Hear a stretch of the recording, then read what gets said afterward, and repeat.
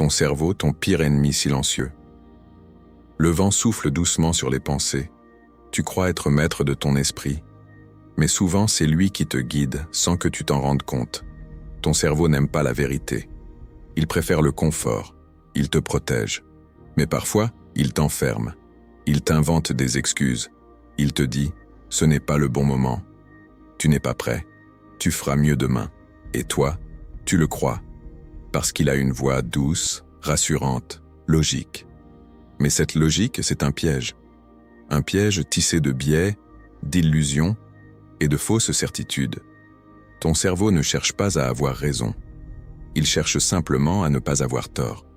Quand tu doutes de toi, il t'envoie des preuves que tu as raison de douter.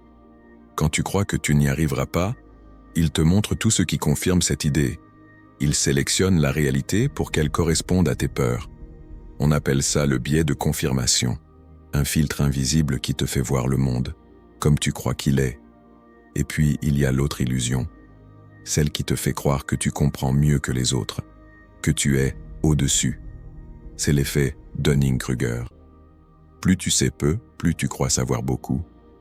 Et quand enfin tu apprends, tu réalises l'étendue de ton ignorance. Ton cerveau n'aime pas l'effort. Il préfère la facilité, l'immédiat, le connu. Il te pousse à rester dans ta zone de confort, à répéter les mêmes gestes, les mêmes schémas. Il confond sécurité et stagnation.